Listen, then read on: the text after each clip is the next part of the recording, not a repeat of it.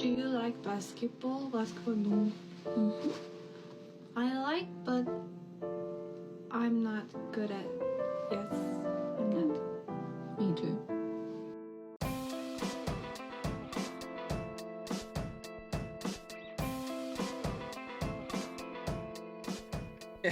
Hello, everybody. Welcome back to the fucking State of the League podcast, baby. Only NBA podcast takes Tylenol before every episode. What? Are you pregnant? Yeah, Mpreg, baby. State of the League Mpreg, and my baby's coming out. Straight up, no social cues. You try to imply something to this baby, it's gonna be like, yo, my dad was taking Tylenol, so I don't know shit about what you're trying to tell me right now. God, we need to look into Tylenol competitors and invest. This is like the remember right before Disney Plus was out, we knew Disney was putting out a streaming service. So if you bought stock in Disney, you're on an island right now. Yeah. I mean, it wouldn't have been that big a difference. And maybe Belize on vacation, and that's not an island. What am I? Bali. Yeah. Bali. I'm trying to think. They should come up with like different Tylenols. You know how there's like people on the internet. They're like, oh, I got train autism and not. Oh yeah. Like they should do like they lean into it, Tylenol like, PM, and then they're like Tylenol military history autism or something like that. Like it's compound V, and like you get that's the power system. You get to choose an ability. Yeah, because I mean, truly, like I'm sure plenty of like Kobe would have been having his wife take like basketball autism Tylenol or something. It'd be so funny if like we like a time traveler came back and he's like, do not cure autism. The world falls apart without it. I mean, truly, like it's insane. It's insane the way, like, and it goes that way for everything. That, like, Not fucking everything. racist and no. Well, like, okay, what are you gonna say? Like, because I'm saying like immigrants, they're like, these people are terrible. We can't have them, and this is ruining our country. And then you take like 15% of the immigrants away, country cannot function. Completely falls apart. I think we can eliminate all Jordan Clarkson fans, and I'm sorry, Joel, but I mean, I can't make exception. Actually, I can, because in this world, I'm a dictator. So there's one exception. Yeah, so he's cool, but like keep that shit on the down low. Because like if we're at our big like state banquet or whatever, if we're having like an esteemed dinner, and Joel makes it out of the Clarkson dungeon, and he's like, oh, he's a really good spark plug off the bench. Yeah, and like other state ambassadors see him while we're at this banquet. No saving you then. I'm fine if we want to do this off the books, but if you make a public statement, what has to happen has to happen. And I'm definitely going to put some time in shock in that brain, converting him away from being a Jordan Clarkson defender. I'm gonna pull some plugs. I'm gonna get under the hood in there and see what we could fix. I love. It's just an opinion, and like, I don't know. There was never a universe where I was gonna fight Joel on Jordan Clarkson for the whole episode or anything. But to me, it is very much an opinion, like just based in not watching him at all for like 3 years at this point. Because like Jordan Clarkson 4 years ago, it's like, oh, okay. Is that when he stole Sixth Man of the Year from Joe Ingles?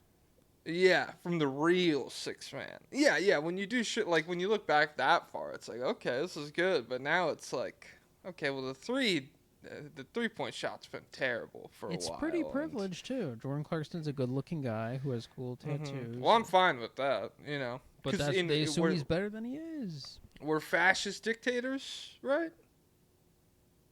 Because it's an ideology of aesthetics, and so it's too far left from me. So he's no. Oh, okay. I don't even know where we go. Yeah, I don't even know. Do they have words for that yet? Unprecedented. Guys, go in the Groyper subreddit and find out what's going on once you get past fascism.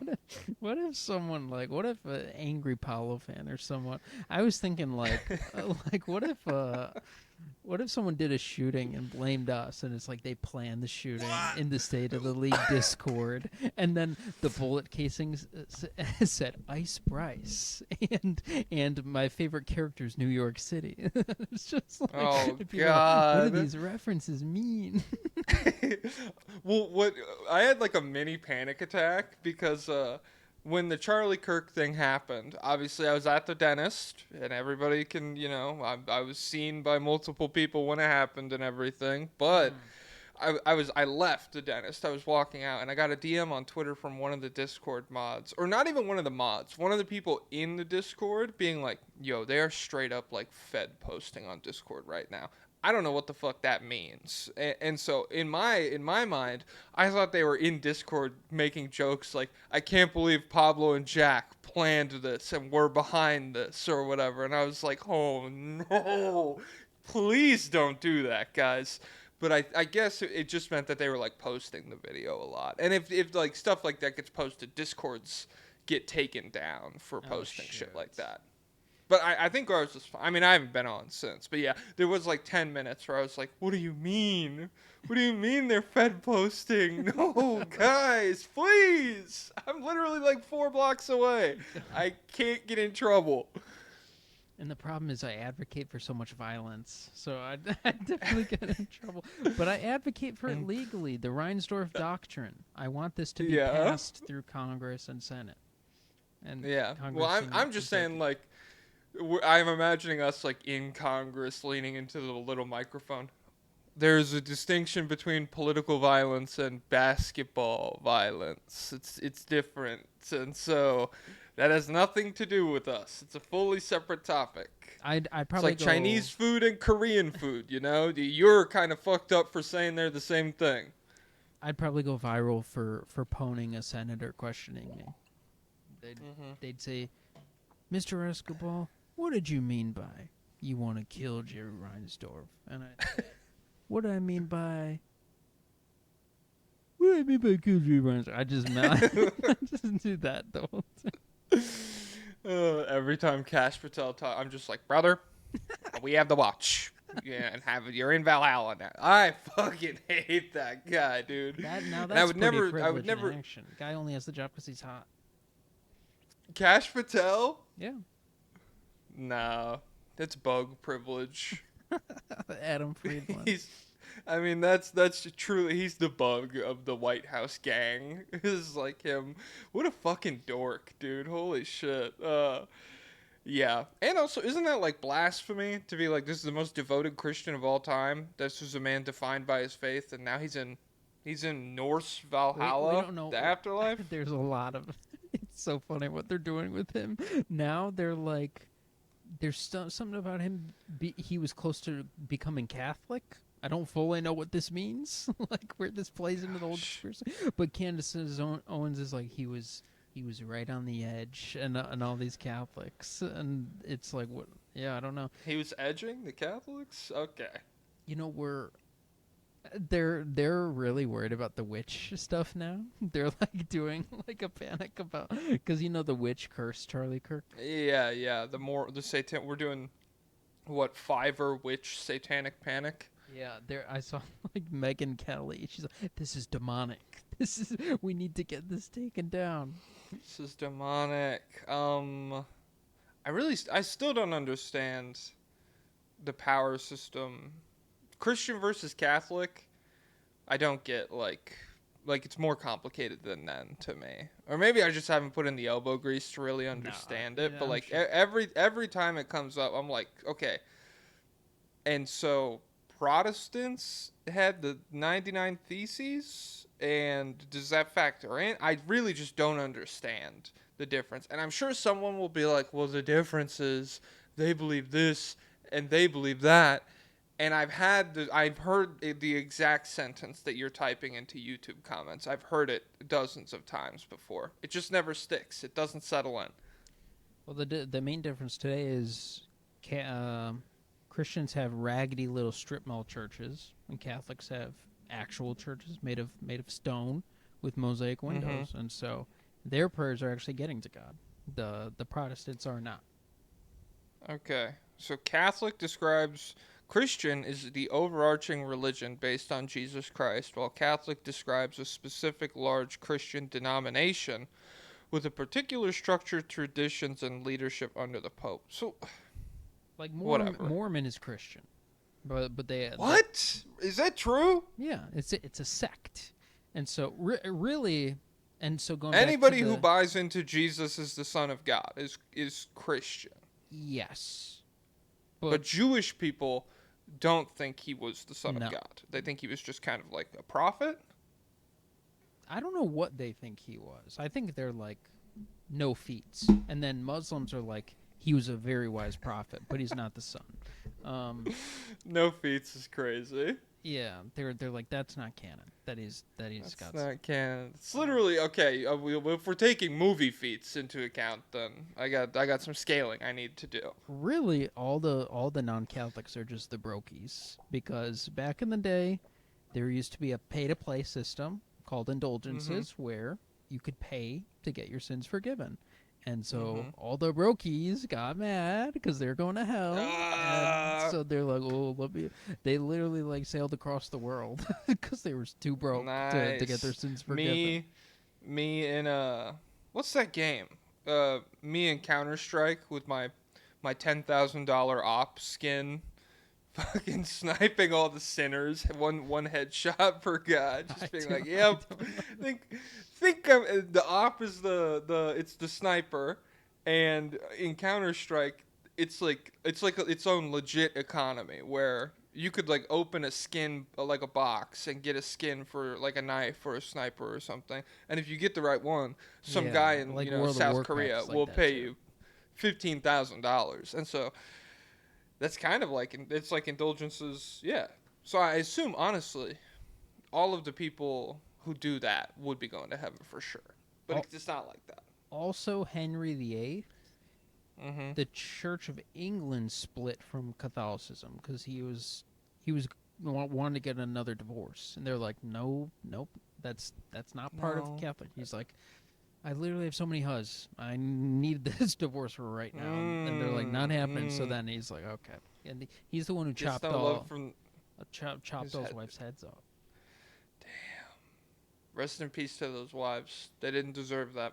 Well, they were British. Okay, all right. Now I can get behind this.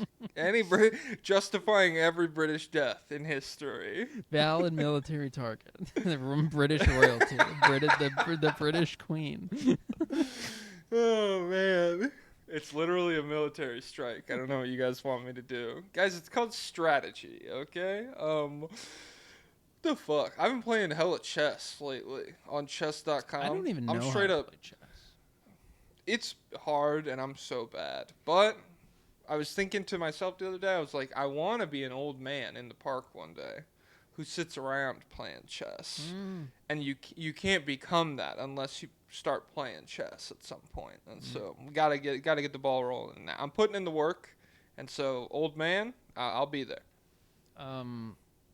And then you can be there when a young person comes with a camera crew and they're like, hey, I never played chess before. Let me play with you. And then you're like, oh, you're really good. What's your rank? They're like, 600. And then at the end, after they beat you in 2 moves, they're like, I was Grandmaster. Actually, this for me. I was Grandmaster. Well, see, I have a counter for this. We start the game, I pull out my katana and I place it on the table. And so then I'm like, hey, camera guys, it's fine if I lose. It's fine if I lose, but if my honor were to be besmirched in this match, it might go badly for y'all. You know how Woody Guthrie wrote on his guitar, like, this kills fascists or whatever? This kills streamers. No, you put the katana, it's like, this kills grandmasters. It's like, good thing there's no grandmasters around here. Yeah, good thing we're all amateurs, guys. Yeah. Oh, my God. And yeah, because I never really use this thing, because it's only for grandmasters, and I only use it against grandmasters when I get really angry. The only thing that makes me really angry is getting lied to. So. Yeah. Honestly, grandmaster tells me the truth. He walks away. But a grandmaster who lies, he walks away in 2 pieces. I have no interest in chess because after I learned what it is it's just like you gotta think. It's just memorizing so much stuff, and you gotta think if he does that, then I'll do that. Yeah. I can already see the meta forming. Like the big like I could see down the line it just kind of becomes who's better at being a computer in your brain. Yeah. But like That's another thing. You know, the robots are better, right? I don't think so. I think at a certain point, I mean, they're better than me for sure. But like I think there the are robots humans better who are than better than the Magnus? robots. No, I don't think so. Here, let me Google. Is Magnus better than the computer?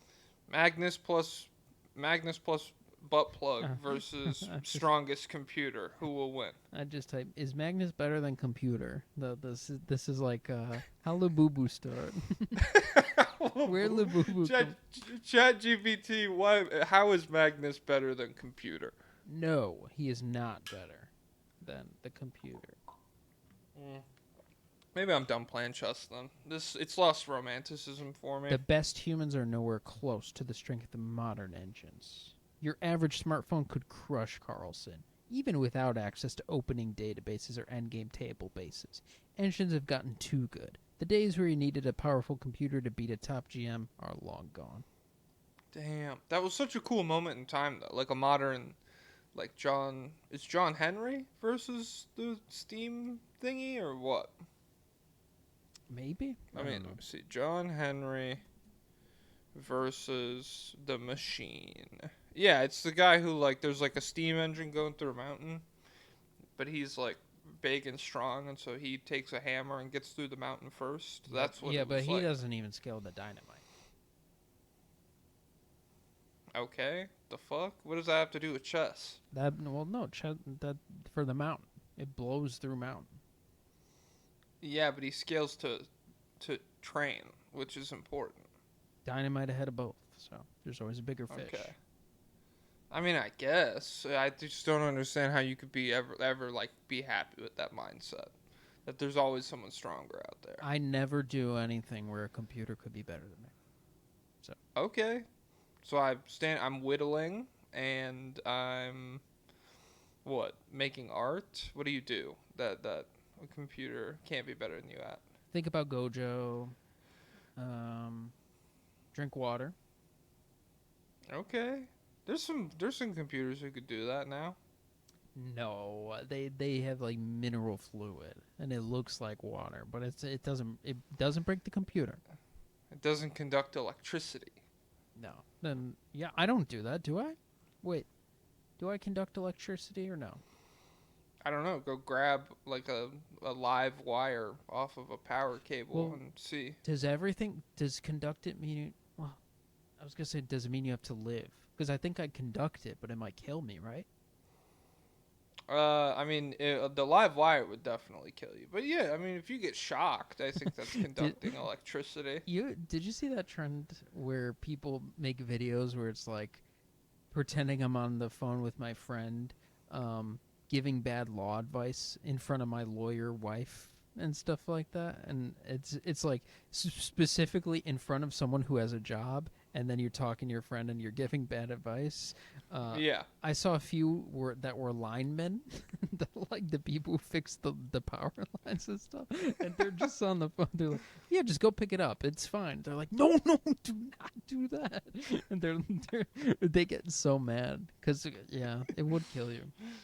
Oh man, I thought you were talking about like offensive linemen. No, like power NFL. linemen. Like, you do not need to go to the second level. Once you take care of the edge rusher, just stand still. Your job's taken care of. Can I pick up a power line with a rubber glove? You can pick up a power line with your bare hands. And tank it. And tank it. That's, I don't know. Rubber probably gets melted at a certain point, right? Maybe, but unless this is One Piece. Well, Luffy never fought Ace seriously when the post-Devil Fruit. Well, no, I mean lightning realistically would melt rubber for sure. Lightning's like as hot as the surface of the sun. No, rubber's immune. Well, I know it's because he thinks that, but rubber would get melted. No, it's in real life. Rubber doesn't conduct electricity. I know, but it would melt it would fucking melt it, and the only reason it didn't happen in Skypiea is because spoilers, everybody. his freaking power is limited only by his imagination. I don't His believe imagination. Back at that point, his imagination was like, and actually, this reminds me of Free Rent. That's one of my favorite parts in Free Rent. It's like the psycho lady who loves like cutting people that you kind of meet in the final arc, like the wizard test arc. You remember? Yeah. Uh, where her power is to cut things, and she can only cut them if she thinks she can cut them. And so like Yeah. if there's like a plain rock in front of her, probably can't cut it. But if there's like a jacket that like a guy has imbued with like 10 million magic and it's uncuttable, but she's like, yeah, I can cut a jacket. It's made of cloth. I can cut it. Then she can cut that shit. I like it. That's hit or miss. Like, what's his name? Takaba from Jujutsu Kaisen? That was a hit. Mm-hmm. But sometimes, like the imagination guy from Bleach, that's a miss. Shoot, what was before? Oh, I don't know about The rubber melting. people have done these retcon explanations like that Luffy's been using imagination powers the whole time. I don't think that's been proven because the fruit wasn't awakened. And like I think that I'm was just saying. I'm just saying. I like that explanation specifically for the lightning thing. For the rest of it, honestly, I've really liked him like having like a weird devil fruit and making it really good. Like it's like fun. and I don't even know if like he legit I still don't think it's been proven even awakened that he has imagination powers. I think they were just trying to say awakened rubber being able to make your surroundings rubber as well means your power is only limited by your imagination, as in like you could use that to do anything. But I don't think he can like literally. Well, I guess he gets like lightning and stuff added on, but he's added like fire to his fist beforehand. But and I mean the other people in the show don't necessarily prescribe to rules too strict on that stuff as well. Like what are Zoro's sword attacks? Like I don't. It's not really clearly defined. He cuts things. The fuck? What's the energy? Like it's not always hockey. So No, it's a slash. He throws the slash. well, off sometimes the the sword. devil comes out. Well, I guess they could be like that's in the sword. Yeah, I'm like halfway through. I'm about to get to Law's backstory in Dressrosa. Oh, it's a dark one. Bro, you know who's fucking dark was the toy soldier. Holy Yeah. shit.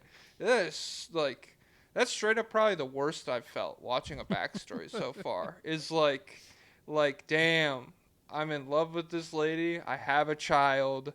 Oh shit. Lost my leg. Whole kingdom comes crumbling down. My wife is dead. And my child doesn't remember me, and no one else does. Oh my, That like is I was pretty like, rough. shit. God Valley is still probably rougher. I don't want to know about God Valley. I don't want to know about shit. I do like Doflamingo as a villain. He's really good. Did you get his He's back? just- Oh no, probably not. he like explained a little bit about how his dad like stepped down from the Celestial Dragons or some shit. Yeah.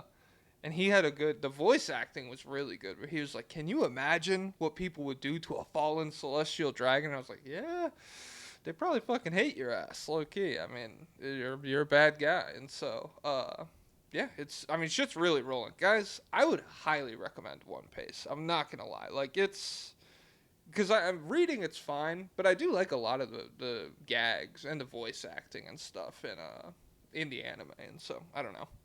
Yeah. It's I should timestamp this. Are you gonna keep talking about One Piece? no. Yeah, Mark Wahlberg and Key from Key and Peele are on First Take right now. They're putting out a movie Why? called Play Dirty. It premieres globally on God. Prime. Yo, I feel bad. I mean, I don't feel bad for Keegan Michael Key, because he is probably extremely rich. Yeah.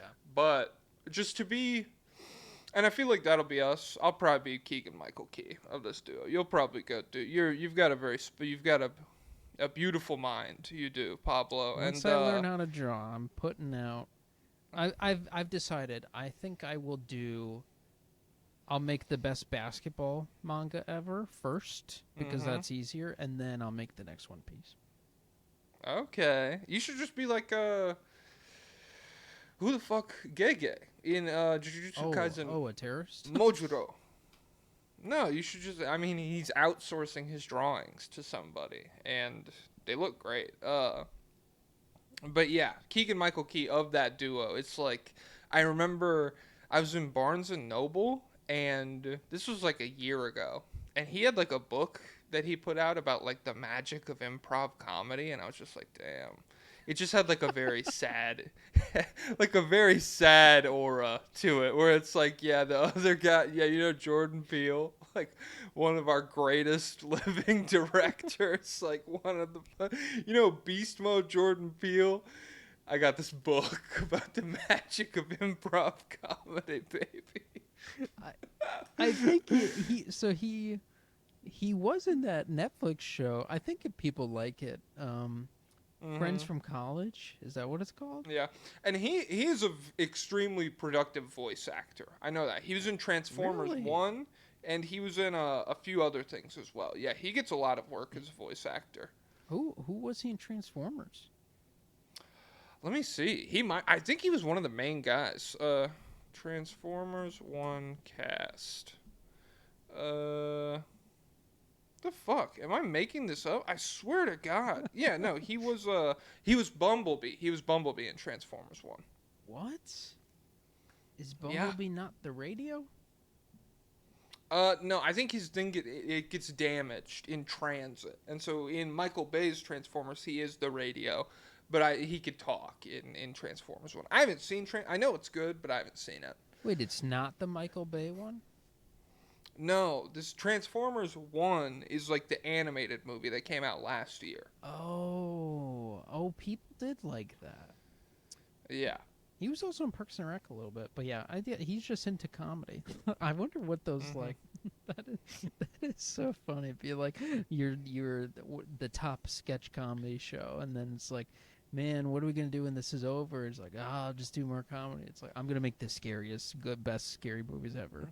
Yeah, I got some ideas. Yeah. It's crazy to max And what's out crazy in both areas. And he like that they could have done that show for like 30 years. They could have done that like Whose Line Is It Anyway or something, like where it's just on for forever. It feels like cuz it was really funny. I'm not into sketch comedy, to be honest. So like The problem is with sketches that the misses are cringe. Yeah. And but when they're there very are some funny. Key and Peele hits, like Slap Ass is funny, and the Obama handshake is funny. But for the I can't sit through a sketch comedy show. I remember, and maybe this is they just had their finger on the pulse in like 2016 or whatever. But fucking the football introduction sketch. Yeah, that was good. That was everywhere, and Aaron, the inner city substitute teacher sketch was very funny. Yeah. Also, I like the one where like they're talking about the Dark Knight or something. They're like showing opinions at lunch, and he gives his opinion, and they answer, and he's like, okay. Do you know what I'm talking about? Like he's like, you know what? I don't like the Dark Knight, and then he just looks at his friends. He's like, okay. He's like, no, you're supposed to say something back to me. You're supposed to ask me. He's like, anyway. We're supposed to have a conversation. All right. Have you seen? There's the one. It's got Bo Burnham in it, and it's a Really? college acapella group where there's already one token black guy and a second token black guy shows up, and they have like a doo-wop battle to figure out who could be like the one black guy in the group. That one is very funny. Bo Burnham, I'm not a Bo Burnham guy either. I'm not. I respect the craft, and I respect that old comedians like don't like him or think he's kind of like that's. Hey, if you're pissing off Jerry Seinfeld, you've got a fan, even me. But yeah, I don't know. I'm not somebody who's like Inside by Bo Burnham changed my life. I saw a base Jerry Seinfeld clip like last week. Did you see that? No. Where I saw George Costanza had a photo shoot with the Yankees, and they dressed him up in like Kith designer leather jackets and stuff. It was pretty sick. What's it called? It was Louis C.K., Chris Rock, Jerry Seinfeld, and one other person, I forget who, on a panel. And Louis C.K. was saying the N-word, and Chris Rock was like, he like didn't care. And then, what's his name? Seinfeld was like, Jerry Seinfeld? yeah, he's like, that's not funny. I don't think you Hey, you shouldn't be saying He's that. like, I don't think you can say that. And then I've never understood how Louis C.K. get because the bit I always remember hearing from him is like he watches a barista make him coffee, and in his brain he's like, that N-word just made the shit out of my coffee, and it's like, he says like, don't get me wrong, there's like, I guess there's like a funny way to, and don't like, there's plenty of funny ways to be racist or whatever, but like that was the joke in his comedy special where he said it, and I was like, well, that just doesn't even make sense to me. Like, what the fuck are you talking about? it was a crazy time. I watched his show when I was younger. I don't remember any of it. I remember it was kind of depressing. I remember, yeah, he made a sad show, and then he was jacking off backstage, and then, dude, I guess now there's like a comedy festival going down in like slave in capital Riyadh. Dubai. Yeah. And it's tough cuz like it's a lot of the usual suspects there. It's a lot of the guys who are like, yeah, cut him a check. He'll be there. And then it's Bill Burr, and it's I don't know. Bill Burr is also one of those people. He's like same wavelength as Bo Burnham, where anyone's like, who is too into Bill Burr? I'm like, shut the fuck up. I don't want to hear from you right now. But I did think he would put his foot down about doing, slave colony comedy shows, but I guess not. And it is always tough because, like, you shouldn't do it, but then they can always clap back and be like, well, the U.S. has slavery in the prisons, and we're fascist dictatorship. So what's the difference between performing here? And it's like, I guess so. I was like, when is the last time you ever said something like that, except for this conversation? Have you ever publicly gone on the record being like, that's not cool that's happening? No, it's part of my act, defining how the 13th Amendment specializes that if slavery is legal in prisons. I pretend to fight fires, and then I go to the bank and cash my paycheck, and they're like, here's 7 cents, and I'm like, yo, what the heck? Yeah, it's comedy washing, and I'll tell you what, sports podcast washing. I wonder if that'll be a thing. Maybe. Hey, cut us a check. Will be far cheaper than those guys, than those jokers. I'll tell you that. Hey, you're gonna look at our invoice and be like, we get 10 of these guys for one Kevin Hart. Yeah, and we are much more accessible to kill if we step out of line. So.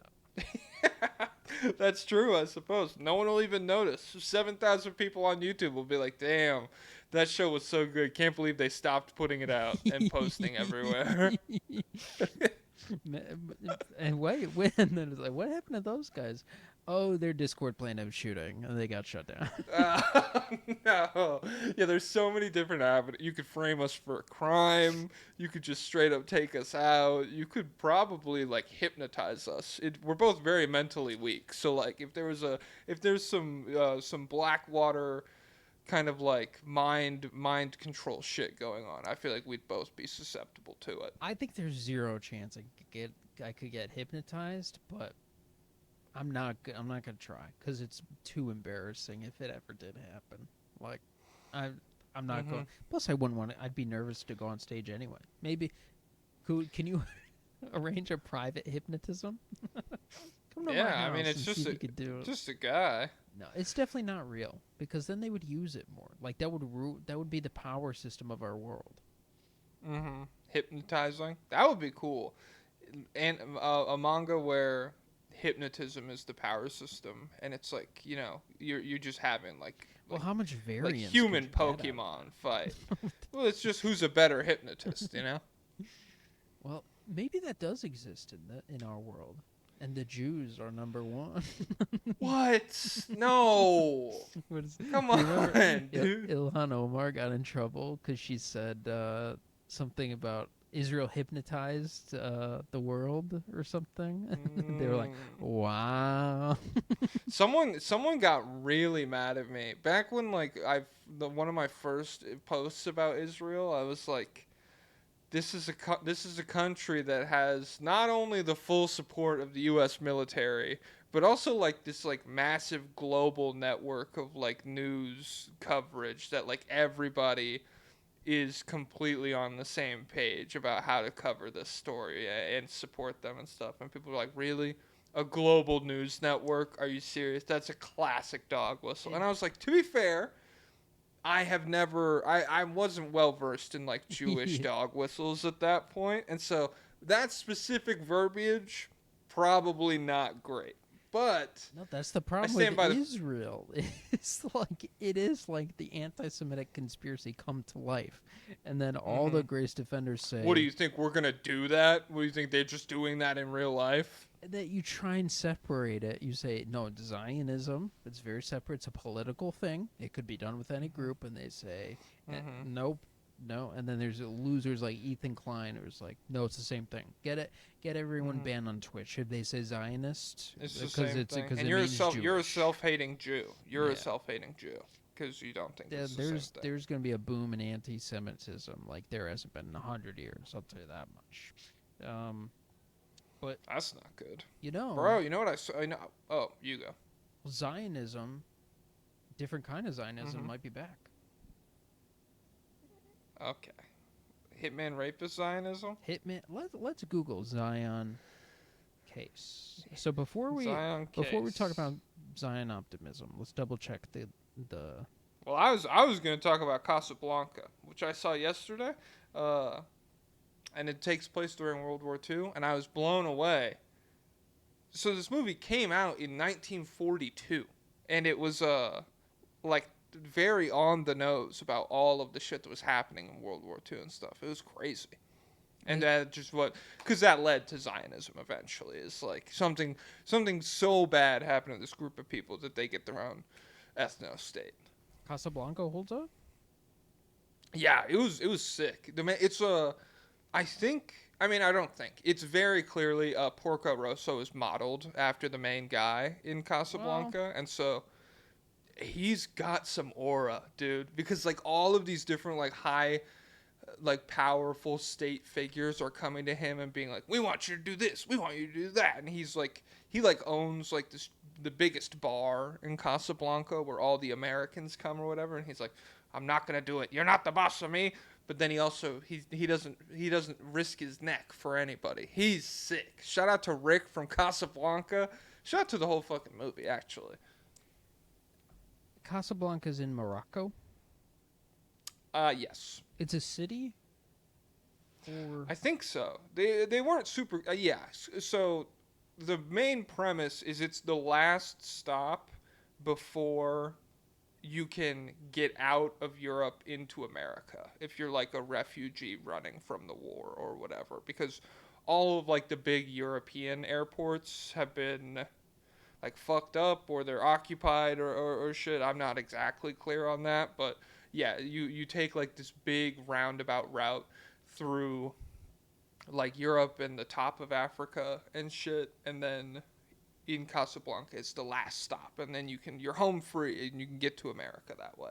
it's crazy. I don't know how they were traveling back then because, like, I bet they didn't have signs in English and stuff like that, and you can't learn a language. Like, how do you learn a language back then at all? Like a dictionary or something? That's crazy. Oh, I'm saying the pocket dictionary industry back then, that must have been on par with like oil and and war, Mongols and stuff. Like you should be able to be a trillionaire selling pocket dictionaries. Dude, how do you even figure out that the languages they say stuff in different order?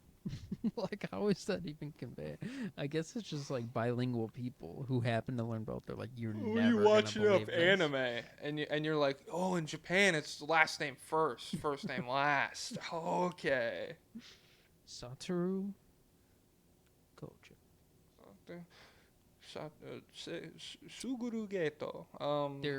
There's been no news on no news. the Zion Williamson update.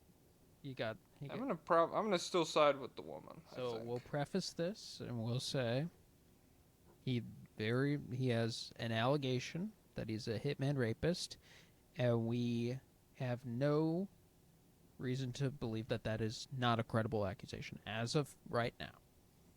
Mm-hmm. And that's really all we could say. And he's skinny, and that's the dominant story right now. So now, apparently, he put his life together. So big jump. Like, then he got scared straight, I guess. Really shocked that we didn't get like a Christian pivot out of this. Also, this seems very something where he'd be like, "I found God, and He made me skinny." Well, he's always. I mean, of course, he would believe in God. I mean, he's from South Carolina, and he was born the most powerful athlete on on the planet. Guy with a real life heavenly restriction. Yes. First off, I'd like to thank God. That'd be so crazy if he was an atheist. He's like, we're praying to Darwin and evolution for his hops. But yeah, it's bizarre. Like, he's even thinner than he was at Duke. He said it's the best he's felt since Duke. But he looks. This is thinner. like, yeah. Well, I mean, yeah, because like, so looking at his career arc, to me, it's very clear. Oh, and did you timestamp normal basketball talk? I think it's 40. Yeah. Okay. Looking at his career arc, it's like very, grows up his whole life kind of being the weight that he is and playing the way that he does. And you just play that way until you're like 18, and it's like, yeah, I don't know, I'm just 300 pounds. 280 in high school, 280 in high school. I mean, people don't even believe LeBron was 280 in Miami. Like, that's enormous. He was not. And yeah, so, I don't believe he was 280 in Miami. I think he was probably 260s.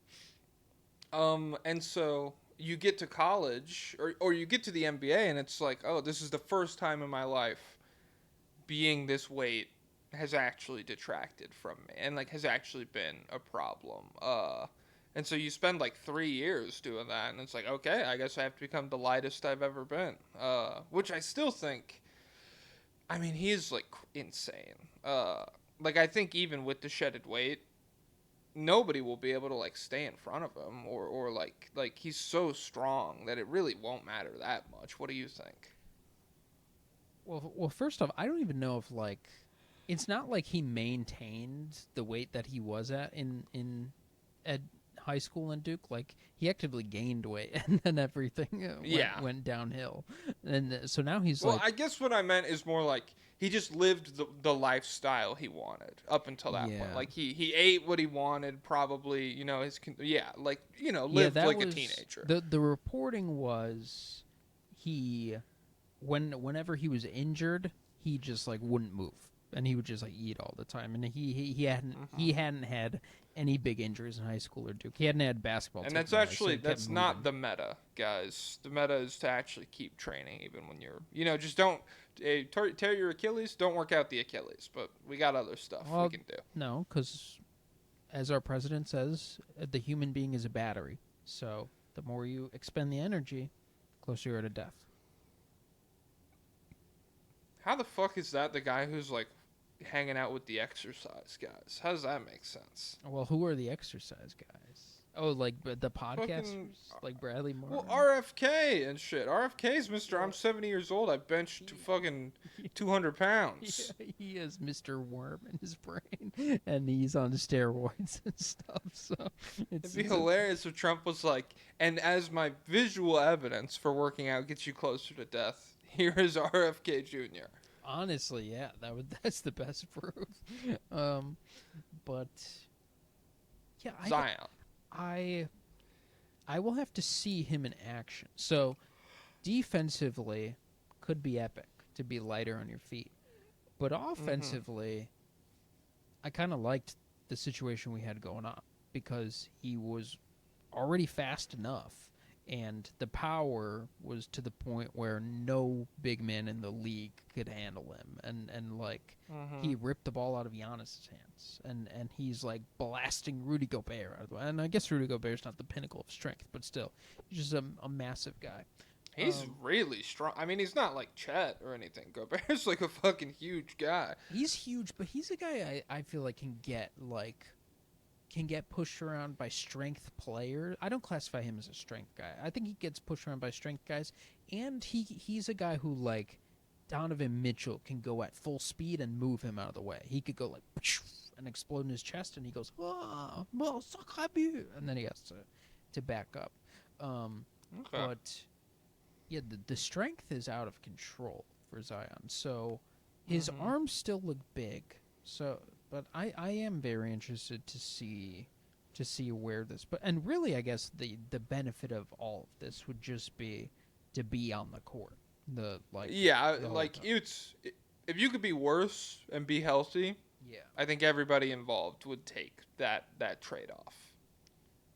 And I guess you got to wonder, like, what does the hops look like if you're lighter?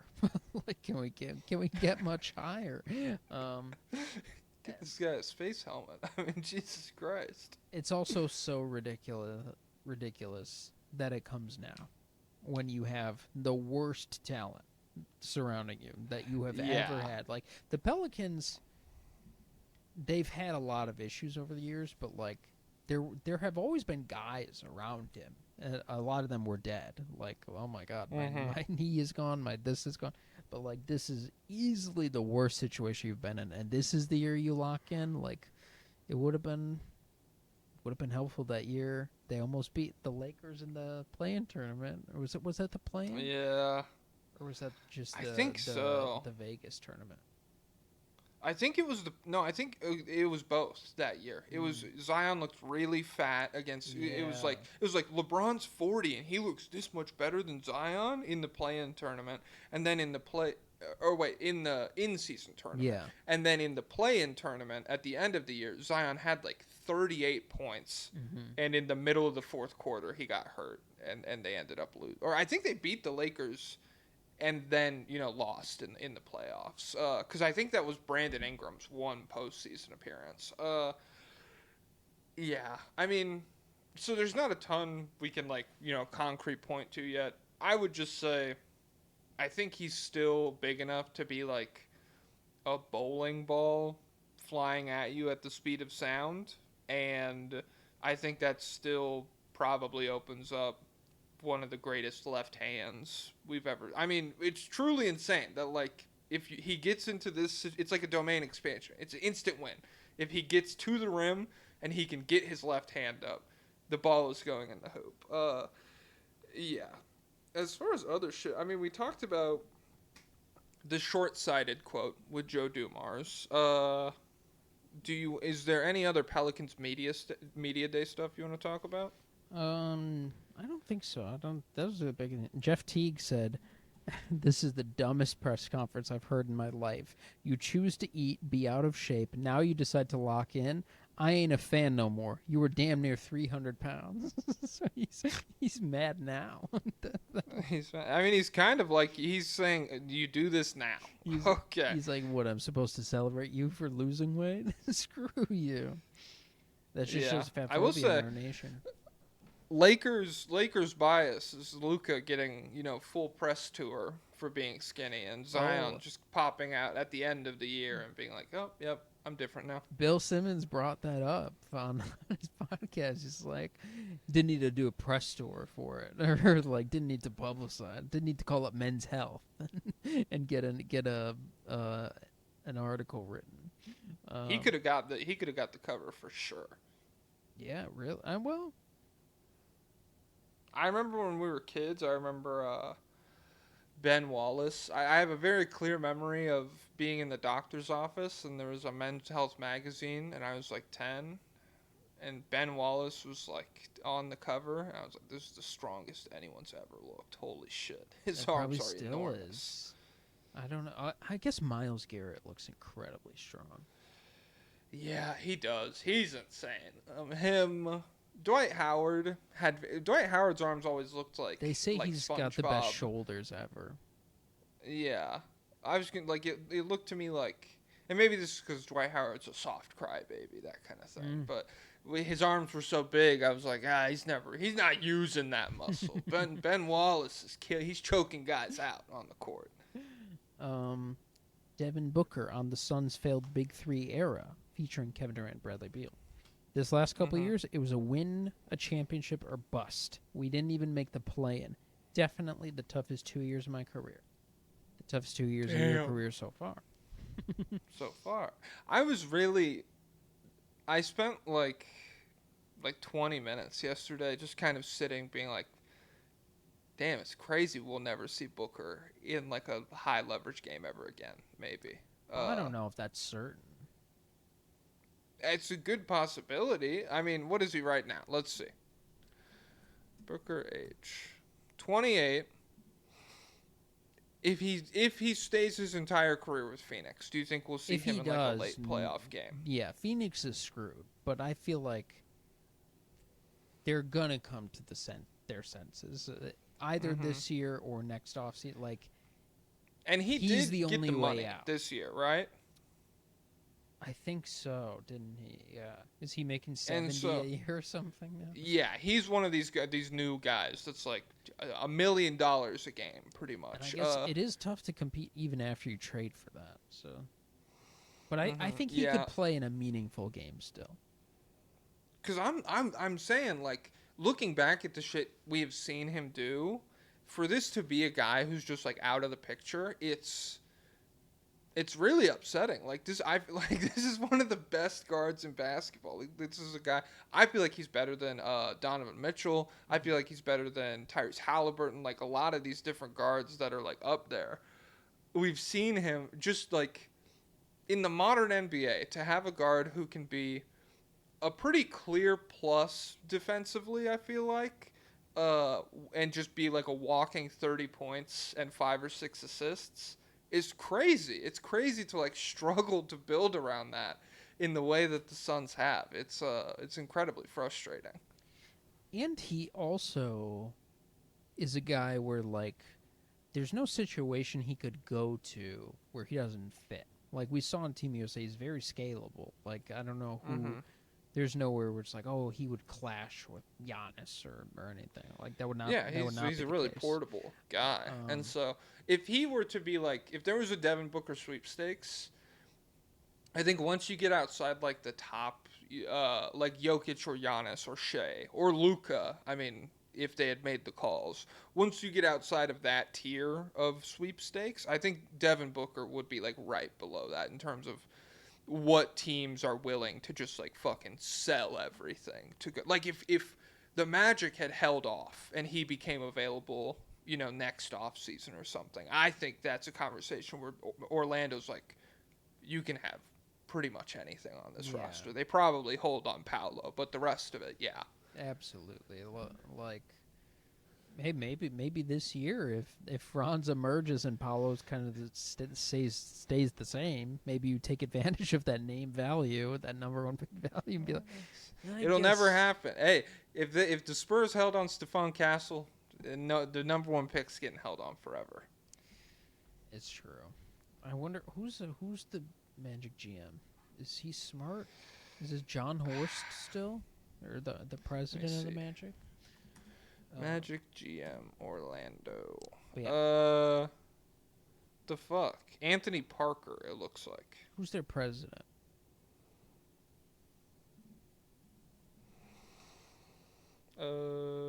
Jeff Weltman? Oh, yeah. I'm just kidding. All right. I'm just kidding. All right, I'm done. Do you have any other Suns shit? I only wrote down the Ishbia quote. No. We could move on to the main event. Michael Porter Jr.? Oh, I forgot there. Yeah, what is he up to? He says he's spending $250 a day on Ubers in New York.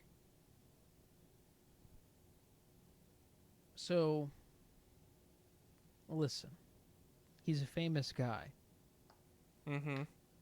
Can't really go on the subway all the time. Can't take the train. He's too big. How much is a Uber in New York? Probably a lot of money. Probably like $25 to get somewhere. I never use Uber, cause I get car sick too. I hate riding in a car. It's the worst.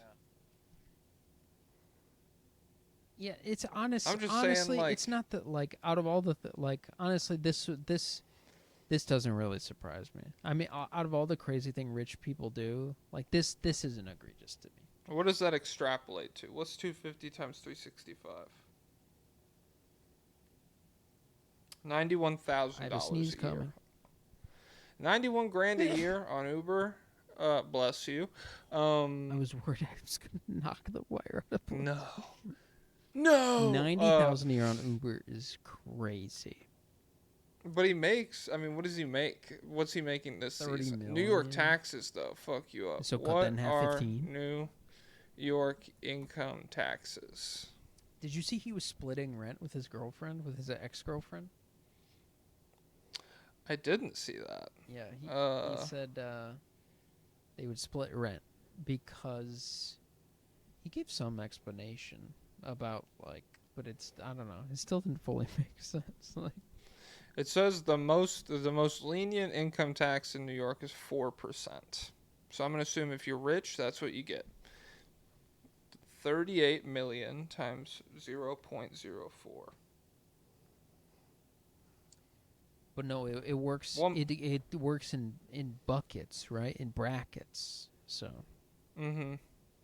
But if you're rich, you have it nice. You don't pay tax. That's true. You could say. Yeah. He outsourced it. But yeah, he's been going on a run. What else has he said recently?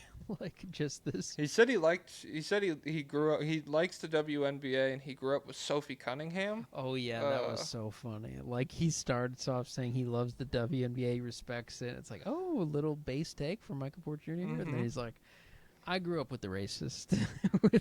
Yeah, which is insane because his sister I think is close with Nafisa Collier or however you say it with Minnesota, and it's like, yeah, one of the best players in the world was actually in my life for like a decade. And shout out to Sophie Cunningham first though. He's so funny, and apparently like. The Nets hinted that they've had conversations with him about... Yes, I wrote this quote down. It's Sean Marks on MPJ's off-season media tour. Those conversations will remain internal. I think this is a new environment for him. A new market, new expectations, new roles, both on the court and in the locker room. So I think he's finding his way. We'll just basically leave it at that. But he knows where the organization stands on certain issues and topics. And, this market is a little different than where he was. Okay. What does that say to you? I think they're just like chill. Chill. Just use your judgment, which is a problem because he doesn't have any. Yeah. I think maybe are we reckoning with the fact that Michael Porter Jr. is one of the locker room veterans for this team? Now, is that settling in for Sean Marks? This is truly like one of the most psychotic roster builds ever. Like of a guy who clawed back his assets and like finally opened up opportunity to go into this year with 10 point guards. 10 point guards who can't shoot. 2 of them Israeli soldiers. Cam Thomas angry playing on a qualified offer. Yes. Spent the entire offseason antagonizing one of your only scorers. And then Nick Claxton, famously angry guy. Yeah, he's just mad about shit. Like, he's upset for no reason. Yeah, and so I don't know. I am curious. Certain issues and topics. I want to know what they don't want Michael Porter Jr. What are they silencing? My brave free thinker. What are they not letting him gonna speak say, like, about? don't talk about your sex life, dude. Just don't do it. Just chill out. Just chill. And what else has gotten him chill. the most heat? Like, don't talk about probably Andrew some shit Tate. about. Yeah, I mean that was crazy. The Huzz come over, I throw on Andrew Tate just to see how they react. That's a good test though, because I would do that Mhm. too. And then if they, I do it, and if they like it, I kick them out. yeah, but then they'll like you more. I say no, and I'm like, no, you have to respect yourself before you can get into these loins. Nice. Yeah. Other than that, I mean, what if the Nets? I'll just Google Nets media day, see what's up. There's a video of Michael Porter Jr. dribbling. That was really funny. Yeah. He doesn't exactly look crazy. New York Post, continue without supporting. I definitely will. Yeah, leave me alone. You guys are a Zionist rag most of the time, but you have okay. It's paywalled anyways, so I don't even know why you gave me the option here. It's supposed to talk about Nick Claxton returning to a larger Nets role after a season of frustration. Best passer Hey, on he'll the be. team? I mean, Well, no, Claxton. I guess Igor Demon's a good passer. They have a bunch. Well, I was gonna say if one of the things I could see happening if they boost up his trade value, he could be a deadline target for a lot of teams. And I think that many good passers, he should be like a productive lob guy at least. I don't know, because they're not exactly pick and roll scoring threats, so that makes it a little bit tougher. Whatever. God. Was there any? Do you have anything else from media day? I have some Knicks stuff as well. We will probably have a starting lineup. A new starting lineup, Mike Brown said, which we talked about in the Knicks preview. I just only wrote down. What do you think the net rating in the playoffs was for Brunson, Hart, McHale, OG, and Cat? That lineup. What do you think the net rating was? It was not good. -4. -6.2. Yeah, Who was performing well, or what lineup was doing well? I don't know. I just pulled that from like an article about the. Honestly, it's crazy how different the articles are that you click through sometimes. Because like that one, compared to like the New York Post shit, that's like Claxton's frustrated and it's like very surface level shit. The one I was reading about the Knicks was like, yeah, McHale's free throw rate really limited the team last year, and he really suffered. I don't remember. I didn't write it down. It was probably a blog site. Blog Boys. Knicks Media Day. Yeah, it probably was. I don't know. I can't find it. There's no purple link when I look up Knicks Media Day. The only other thing I wrote down, I guess there was some fake reports this offseason about Cat getting surgery on his finger and some treatment on his knee as well. He went on the record. He said, I did not get any knee or finger surgery this offseason. He put it on God? He did. He put it on the fam and on the Huzz. Oh, shoot. And the Chuz as well? Well, that would be, if I'm lying, I'm putting it on the Chuz. All right, now let's get to the main event. The main event, the big booty bandit. Oh. Cause he's kind of like Kyle Lowry. Yeah. Fuck, I don't know what the timestamp here is. What was it? It was 40-something? It was 54, then it was 58, then what's 58 plus 9? Like an 67. An hour and 7 minutes? Okay, let's do that. So, if you guys have been living under a rock, or you didn't listen to the Knicks preview where we already talked about it. A murder on the dance floor. Fred VanVleet is dead. He tore his ACL. Welcome to the ACL gang, Fred VanVleet. I assume it will have similar effects on both of our basketball careers. I have not played a pickup basketball game in well over a year at this point. And you being an old short guard, I can't imagine this will be good for your longevity in the league, but I'm wishing you the best. And so this has devastated the nation. People are saying, you don't know how important Fred VanVleet is for this Rockets team. They're not a contender. Zach Lowe straight up said, Pablo's takes gonna them out of zag. contention. I can see the fucking writing on the wall. Pablo's gonna be a dickhead about Fred VanVleet. I agree. If they I lost agree. Fred VanVleet and had no replacement, God, you sound like a that's fucking a huge tea kettle problem. whistling. That's what that's you a sound huge like. problem. But It's a huge problem. Fred VanVleet's not that good. Fred VanVleet is one of the better Fred intangible VanVleet players is in the league, not baby. that good. Fred VanVleet makes the plays that your spreadsheets don't capture. Oh, he's about to read me. He's about to read me off a bunch of numbers. Oh, okay. Well, here's the thing. Didn't realize that numbers win basketball games. I thought players did. So, what did Fred bring to the Rockets? So, dribbling the basketball. He was the only solid ball handler on the team, really. Mm-hmm. And I will. His regression. I read a good thread about this on Twitter. His regression last year was pretty interesting, juxtaposed with Şengün's scoring regression. His ability as a pick and roll point guard was very big when Şengün was good at scoring the basketball.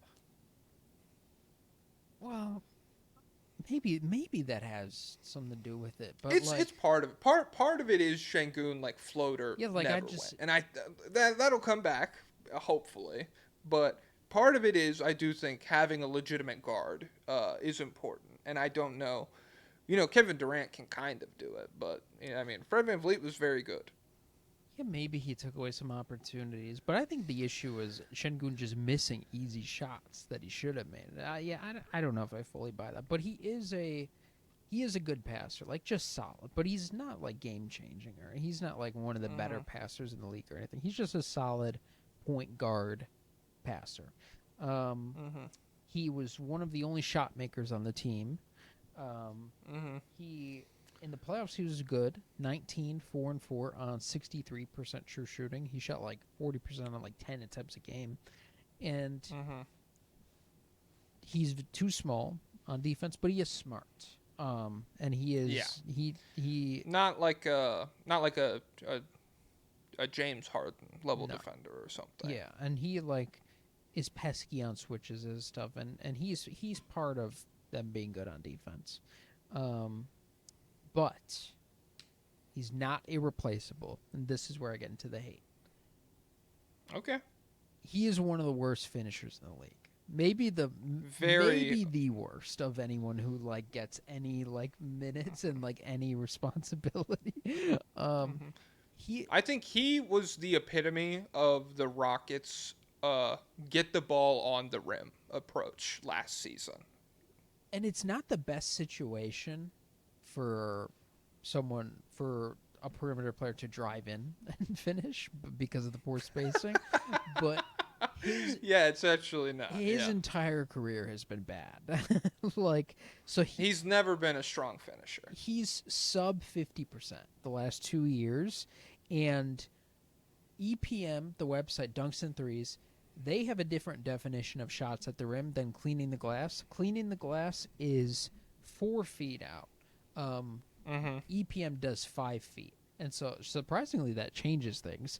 And so on EPM, if you move that threshold from 4 feet to 5 feet, he has been below 50% at the rim every single year of his career except for one, which he was at 51 or something. He was, and he was 38% from the field this past season. He was the first percentile rim finisher on EPM. He's the worst of the worst. King of the hill, baby. We're on top. He peaked at 8th. Do you remember that video I did where Fred VanVleet when he was all the way at the bottom of the crowd? What? So he is horrific. In the playoffs, he did shoot 66% at the rim because he went 2 for 3. In his 7-game series, he took 3 shots. So, in addition to not being a good finisher, he is one of the worst lifetime players at short mid-range shots, which is 4 to 14 feet. it's not just that he can't finish. He's got nothing. He's got nothing close to the rim at all. He shot a career high last year from that range, which was 40%. He's been in the 30s and like the 20s, maybe like every year of his career. So he doesn't even have a floater game. So like this is like a Hornets-esque player. Like this is LaMelo Brandon Miller basketball. Just a pure chucker. Speaks to the intangibles that he's able to stay on a good team, make an impact. Long mid-range, he's okay. And then three-point shooting, obviously, it's up and down. Like, he's very much a chucker, but sometimes he gets hot, and a lot of it's in the playoffs. I mean, last season before last, he was 39% on 8 attempts a game for 73 games. So that's a big sample size where he's one of the better three-point shooters in the NBA. But season to season, I mean, he has just as many, 34% three-point shooting years as he does, like, legitimately great ones. And so, obviously, that kind of shooting, that like hot shooting, is very important for the Rockets. God, but my fucking nose itches. I feel like I'm going insane. Sorry. But if he goes cold next series, he's the worst offensive player, like the worst scorer ever. I do feel like, if you play 3 playoff rounds, you probably hit a point where Fred VanVleet is like a nerve that teams are striking. Whether it's, really scheming for on defense, like making him get to the rim, making him exist within the paint, or, on offense, just, of like, would you rather score on Tari or Amen or Fred VanVleet? You go for him. Oh, absolutely. Like, the higher you get in the playoffs, the more a 6-footer, if he's even legit 6 feet, I don't even know, that guy's going to get picked on. Like no you think matter Shea's what. uncomfortable with that switch? Probably not. Like, who, like, is Jaden McDaniels uncomfortable with that switch? Probably not. No, I mean, what we saw in the Lakers series, I mean, to be fair, VanVleet is better than Reeves on defense. But McDaniels would play very well against either. Yeah. And so, like, no matter how pesky he is, it's gonna be an issue for a team that has championship aspirations. The defense, and then the passing, like, it's solid, but it's not irreplaceable. Like, it's not too hard to find somebody. I think who's as good as him. He doesn't have any skill that's irreplaceable. I do worry about replacing the combination of his skills. Yeah, so because if you can't do that, their approach to winning games last year, their defense where, we're trusting everybody to do their own thing, a lot of the guys that I've looked at as replacement players, you can't necessarily trust to do that. You have to tweak things. There's a lot of compromise you would have to make.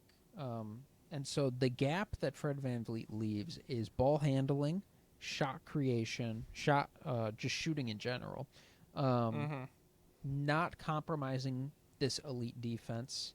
Of course, highest round aside, and then can function playing off of Şengün.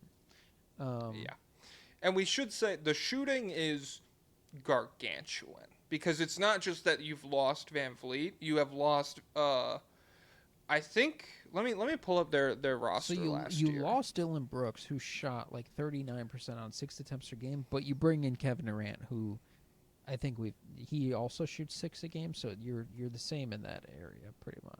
And you should be able to ask Durant to bump his volume up at this point. Like, if he was a career high 3-point attempts next season, that would not surprise me at all. Just because the Rockets really need that. But yeah, you lose. VanVleet is 2.7 makes a game. Jalen Green is 2.9 makes a game. Dylan Brooks is 2.5, and these are all, that's like 3 of their, 5 best 3-point shooters. And so you really, like, whoever you bring in to replace him, I don't know if you're going to find a guy who can shoot the 3 that well, but the defenses will be asked, like, that will be built in. It's like you're going to be asked to space the floor. Well, so first off, I guess we should say, could Reed Shepherd fill this void? Maybe some of it. So we're gonna see because they're not doing shit until mid-December.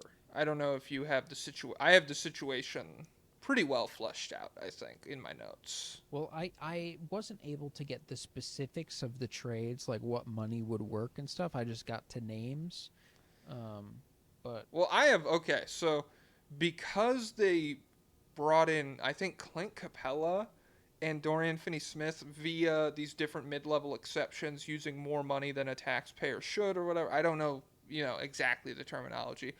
Long story short, the only way they could sign somebody right now is to make a trade, and the only players that are eligible to be traded on the team right now are Durant, Şengün, Jabari Smith, Amen, Tari, and Reed Shepard. And so December 15th, a lot of that changes. Okay. A lot of different things open up. But until that date rolls around, I think they're locked in to what they are right now. Okay, so we're getting a Reed Shepard trial. So Reed was drafted for his shooting. So the shooting could theoretically be replicated. He's an incredibly gifted shooter. Ball handling. Dominated the G League for like 2 games. Yeah, he was like 35 points per game. And he shot like, in college, he shot like 45% for the entire year. He was nuts. The volume, he would have to scale up. But it's not out of the realm of possibility that he is as good or better than Fred VanVleet as a shooter. Ball handling, it would have to take a jump. Like, he's not there yet. He's a guy who was much more of an off-ball player in college, or much more of a combination guard. Him and like Dillingham split duties, and Antonio Reeves. It was a 3-headed lion. And so he would have had to like spend a whole summer doing Peyton Pritchard drills in the garage for him to hold up to like playoff ball pressure. So he's down in that area. The defense is interesting because he is also a guy who can make plays defensively and who can be smart defensively, but the size just limits you, and the athleticism just limits you. So I think he will be worse still than Fred, just by virtue of year 2, and you hardly played at all in year 1. Yeah. It's an archetype that, like, it makes sense that Kyle Lowry really blew up at, like, 27, 28 years old. Because he, like, a lot of shit clicked for him at the same time. A 23-year-old small guard probably not going to have all of the pesky tricks in the bag yet that like a savvy veteran will have. And then playing off ball, this is something Reed can do. I think he can find some kind of groove with Şengün. And like, he probably won't be a good finisher this year either, but the bar's in the floor. If he's the second percentile finisher, then it's an upgrade. Yeah. But so that's the stuff he has to do. But beyond Reed Shepard, Houston's offense last year, what did it finish? Do you know? I have it. You don't have to look it up. Oh, okay. I haven't looked. I'm gonna guess. Out of 30 teams? Yep. I'm gonna guess 19th. 12th. Okay, that's better than you think. But it was a very bizarre 12. And so we talked about this last year. This was an offense built off rebounding. It was very bizarre. Yeah. So, like, they were 11th in rim frequency, not bad, but 23rd in rim percentage. They were 9th in mid-range frequency because Jalen Green and I guess Fred were chucking twos. It was, and Şengün, right? I mean, Şengün loves the midi. Yeah, he was taking those wide open. Sorry. Yeah. They were 25th in percentage on those.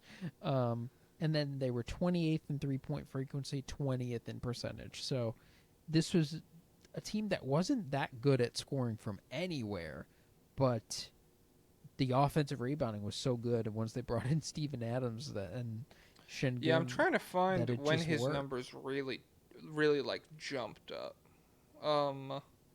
Because it looks like Basketball Reference. It's fucking me right now. I can't believe this. Keep talking. And so we bring in Kevin Durant, would swap out Jalen Green and Dylan Brooks for KD. Obviously, KD's better at everything than Jalen Green. For Dylan Brooks, he is better at everything except for on-ball defense and offensive rebounding. Dylan Brooks is a little better offensive rebounder, but he doesn't necessarily. He really like Kevin Durant doesn't compromise the identity that this team has built. Like he can fit in and they can still be the same team. So Fred VanVleet was filling gaps for them, but he's not. It won't change how they play necessarily. Like he's not integral to the core of what this team was fueled on because he wasn't getting those rebounds and he wasn't the best defender on the team. So this is still a team that could theoretically build itself into a great team. So yeah, his contribution was competent ball handling, competent point guard defense, volatile shooting, veteran leadership. Now let's talk about the assets that they have. They have picks. Do you know what picks they have? I have it written down. I know they have the Suns picks. They have the Suns picks. Unprotected 2027 Suns pick. And then a funky 2029 pick. Listen to this 2029 pick. Okay. There's 3 teams involved. All right. I fucking hate these. Okay, go. Dallas, Phoenix, Houston. Okay. Houston gets the 2 best picks out of these 3 teams. Okay. Brooklyn gets the worst one. Dallas gets nothing. And but their pick is involved in it. I don't know how this this deal came to be. But they have the 2027 unprotected Phoenix pick, which is probably going to be a great pick. They also have an unprotected 2027 swap with Brooklyn. Do we think Brooklyn's going to suck by then? Probably. I mean, it'll at least, I don't think they'll be good. Like, if you want to talk to me about not sucking, things could happen, I guess. But, like, to me, it's a longer shot for Brooklyn to be good than for Phoenix to be good. But either way, I think you have 2 really good cracks at one team being awful. The Balloons. God damn, I can't hold up the number 2 anymore. But those could both be top 5 picks, theoretically. Then they have their own pick in 2028. They have that funky swap, 2029, which could be very good for them. 2030, they have their own pick. 2031, Atlanta pick swap. 2032, they have a pick, but there's no draft, obviously. There's not going to be any picks. Yeah. But, so they have a war chest of draft picks. The only thing is, 2027 draft is supposed to suck. It's supposed to be complete garbage. So when I first saw it, I was like, oh, crap, they have the Brooklyn pick, but then I remember it's going to be bad because it was like, maybe I just want to, do I want to go all in this year? Or maybe I just want to wait. But no, maybe you got to strike while the iron's hot. Maybe you got to trade these picks before people realize this class sucks. Because how much would 2 top 5 picks in 2024 have moved you? Not a ton. With the hindsight of how the class is going right now. Even with the foresight, I don't think it would have moved anybody. Yeah. Well, I mean, even on top of that, the thing that factors into this is Kevin Durant being old. Because, like, I really don't know what the end point of this is, but this is not a team. Maybe a men becomes an all-star. That's possible for sure, totally in the cards. But right now, this isn't a team that like Kevin Durant leaves or ages out of being one of the best players in the world or whatever. This isn't a team that's going to be like tier 1 contender anymore. They're very reliant on him being one of the best players in the world, and so like there's a very good argument to me that this is the best this version of the team will ever be. Do you feel that way? Well, if it was going to be a stronger draft, like if the picks were for this upcoming draft, then I'd be like, if you could get Cooper and AJ, Cam and AJ, same draft. AJ, Darren Peterson. If I could theoretically get 2 of the 3, maybe that's something worth waiting out for. And that would be a conundrum, but I don't know how much of a conundrum it's going to be if it's Tyron Stokes. I see mic'd up videos of him. He's so mean. So I don't know if that's the guy I want on my Hey, team. you know who else was mean? Spencer Rattler. So, guys, do with that what you will. He's not better than Caleb. Don't buy into that BS propaganda. Guys, the NFL loves big market New Orleans. So I'd be willing to trade these picks for sure. But I wrote down every possible name of someone who could fill this void and put them into some different categories. So the first category is if they want just someone cheap, so a cheapo to try and fill this void. Terry Rozier. The swing. Okay. I could do it. What would it like? I could do it. They don't have just to. you? Like you show up to the team instead? Yeah. Oh. I mean, how much different would it be, you know? Is there any chance in a Terry Rozier reclamation story? The problem is it's not a reclamation. He's bad. He was already, you know, like he had that moment in Charlotte where he was good.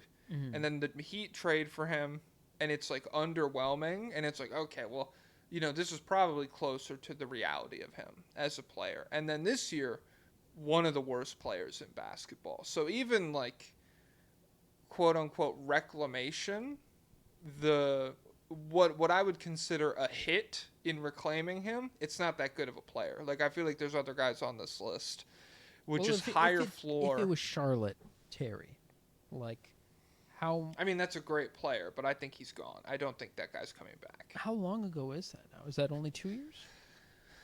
Yeah, but a lot has happened, you know? Would you second round pick straight up for Terry? He had such a crazy run, honestly. He's only 30. Damn. Now that I'm looking at this, talking myself into it. He had the gambling drama. He had it weighing over his head.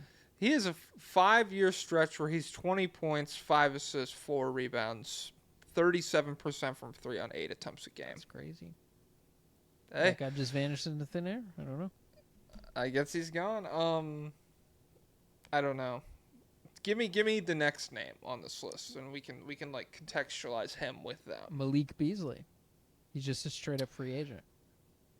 Yeah, I would like. See, the problem is Malik Beasley cannot dribble. Like he is not a lead ball handler kind of guy. He brings nothing on defense, nothing as a ball handler, not very much experience. Like he won't be a veteran leader on this team. Not like he just brings the dynamic shooting, the volatile dynamic shooting. Which that would be like if Houston through other means could figure out like point guard by committee, figure out a rotation that can like reliably take care of the basketball, doesn't average like fucking a million turnovers per 75 or whatever. If they could do all that, just injecting crazy shooting off ball play into this lineup, I would be open to it. Like if Vanvleet was healthy, this is the kind of player they would love to get. But it's just like it's the kind of talent that would be great, but it's not the kind of talent that they just lost in Vanvleet. It's a completely different player. If I was running a team, I'd sign him for sure, just because for I don't give a fuck about that gambling. Like yeah, for cheap. I wonder if like he must be holding out to be like cleared or whatever to get more money or something. Yeah, because I mean, it really is like he should sue them straight up. It's crazy how much money this has probably cost him. Well, they opened up their own investigation into him, didn't they? Like he got cleared, and they started investigating him with the NBA. I think he was cleared by the FBI, and they're like, "Well, we don't believe that. Let us investigate." Okay, something like that. That's crazy. I don't know. Yeah, I don't know, but probably would rather have Beasley than Rozier. Rozier, I firmly believe Rozier is terrible, but if you wanted to argue that Rozier is better at Fred VanVleet things, I guess. Right now, though, would you say second round pick for Terry? Are you willing to do it or no? Are you that low that you'd say no? 1 second round pick? Yeah. I'll take the swing. The corpse of Kyle Lowry. I think he's probably still better than Rozier, but Yeah, I looked it up. He averaged 3 points last year. hey, just needs a little more run. Come Kyle on, Lowry man. You got brings fucking veteran leadership. Maxey McCain in front of him and shit. Veteran leadership. He's more cooked on the defensive end, but he's smart at least. But he's still cooked. Uh-huh. I love it when a smart guy, like Jokic has this problem all the time where it's like, oh, I know where I should have been. They got a dunk, but Yeah. I know where I needed to be to stop it. And then yeah, he's just pretty much cooked offensively. And maybe Yeah. like he could have some good shooting games, but nothing crazy. Yeah. Would I it be mean, worth fucking it at hell, all? he's Probably not. yeah, no. Mike Conley. God damn it. He would have been perfect like 4 years ago. Would have been perfect. Like if you could put Grit and Grind Conley onto this team, oh my god, it'd change their life. But he's cooked at this point. No, well, yeah, still very firmly cooked. Yeah. And then the last guy in this category, but I don't even know if he belongs in this one. Dennis Schroeder is on the Kings. What do we think his value looks like? Like, I forget the circumstance. Did he go to the Kings? Why is he on the Kings? Did he have no I feel like they suitors? signed him. I feel like they signed him in free agency. They signed him, but did he have no other suitors? Let me see. Where was he last year? Schroeder contract. He was in Detroit. And he was not bad for them, right? No, I mean they signed a 3-year, $44 million deal. Okay, that is big. So yeah, I So, feel like he this wouldn't be is cheap. They're now looking to maybe part he with had. Yeah, and I don't think the Rockets can really afford that. The Rockets are weird because they're hard capped at that first apron, and so they can't take in money to go over it right now. All right, so here's the next group is settling for someone who can kind of do some of what Fred VanVleet can do. So the first name, I would have liked Schroeder in this group. I think Schroeder would be a great player here. Yeah. It's just impossible. Anthony Simons. He brings the shooting. He's Okay. better at shooting, like probably more explosive. That's probably the only thing that he brings. And out of all this, I could have him comfortably lead ball handler for Yeah. the team. Worst decision maker, worst passer, No way experience awful doing defender. anything. Yeah. The How much Celtics- money is he making? He's making like 27, so he is expensive, but the Celtics And they're- do not want him. Yeah, you could do that, and you could just have money off the books. The problem is, it's really hard to stomach this as like a wash year, just because Fred VanVleet went down. I think if you're the Rockets, you are trying to pivot into fully competitive playoff run. Do you think, like, would getting Simons, you don't think they would, like, delude themselves? They'd be like, well, this is still a winning move. Because I mean, he's a guy who's averaged 20 points. I really don't think so. Because, like, the Celtics are savvy as fuck, and if they're like, we'd rather die than extend this guy, I think NBA teams are probably caught on to the archetype there and everything. Peyton Pritchard. Bill Simmons brought this up. He said trading Reed Shepherd for him. I was like, I don't know about that. Peyton Pritchard, similar to Fred VanVleet in demeanor, and could fill the shooting gap. Good, reliable ball handler. I think this is a noticeable offensive upgrade, I would say. From Fred VanVleet? Yeah. I think Peyton Pritchard, first of all, much more consistent shooter. I like him as an offensive like shot creator more in general, more inside the arc. Passing,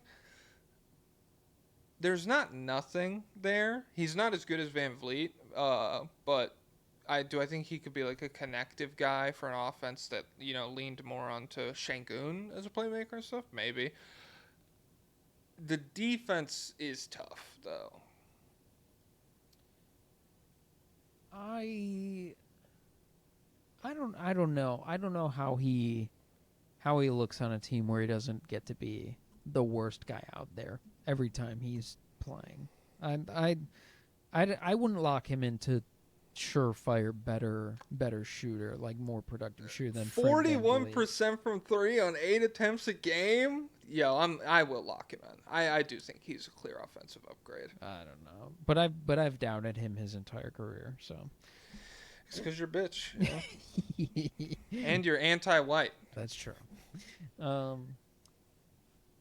Deuce McBride. This we're getting closer. Defense better. Shooting can do it. Passing, he's solid passing. Ball handling, I don't know how much we've seen of him like lead ball handler, but I think he'd probably be fine enough. This might be an upgrade overall. What do you think? I think it is. I think we're getting to the point where the other skills, like Malik Beasley cannot dribble, and so it's really hard. And he can't play defense, and so it's really hard. McBride, nuclear shooter, and the other stuff, everything is at a generally livable level. Like the passing, it's worse, but he's fine. Dribbling, I do have confidence that he could do it. Like when you get runs out there where he's in Brunson's spot, it's like, okay, you know, it's not like he's not like throwing the ball to the other team. But yeah, I do think the shooting is, especially for this fucking Rockets team, man. I think they're so desperate for spacing, it would like really change their life. Yeah, so slight upgrade. And honestly, on any given day, I do feel like VanVleet, I still might take him, but McBride, we're getting there. The problem would be, would the Knicks have any reason to trade him? Because no. Yeah, he fills a pretty needy role for them. The Rockets don't really unless you get a crazy Clarkson run. The Rockets, like, who would the Rockets have that they'd be willing to give up that the Knicks would take? Like I'd give up. Well, I don't know. Would you give up Deuce for Tari? Does that change the Knicks' life? Yes, it changes the Knicks' life. I don't know if I would. I really feel like losing Tari makes this a regular defense, like a regular good defense. It's just hard to see a trade that would make sense for both teams. Would you like third wing on the Knicks? That would be crazy. I think that would move me a lot, but I don't know why the Rockets would do it. Would the Knicks? I guess it would be Reed or bust. Like, how high are they on Reed Shepherd? So, are you cool moving on from Reed if you're the Rockets? Like, are you really trying not to do that in these talks? For me, I'm completely fine moving on from Reed. I agree. Yes. So I couldn't catch your vibe there, like, because I have some names written down that I assume will come up further down this list. That because like I said, when you put the Kevin Durantness of it all in, when you kind of think about how long are we going to be good, yeah, I'm not waiting around for the Reed Shepherd experiment to start working. I'm fine moving on from him, but I do still think he should command some value. So, like, for Peyton Pritchard, I'm like, that's an overpay. Like, this is the number 2 overall pick. He's got to be worth more. But for Deuce McBride, I'd be willing to move off him for Deuce McBride, I think. I just don't know if the Knicks would be into that. Quentin Grimes is still unsigned for the Sixers, so I don't know what the restrictions would be on working out some kind of sign and trade, but he is bigger than Fred VanVleet, better defender, explosive shooting potential, and the passing and ball handling is worse. Not too much experience, but played in Houston for college. Hey, hometown kid, kind of. I think, we're moving. This is like the idealized version of Quentin Grimes. This is just like bolstered Malik Beasley, like good defender Malik Beasley. I like as a player, it's cool, but I think the Rockets need someone who can dribble at this point. So I don't know and if he's I that really bad. and I mean he had like when you talk about the run in Philly, like he Yeah. was creating for himself. I don't mean to shit all over him, but you know, it's 30 games also.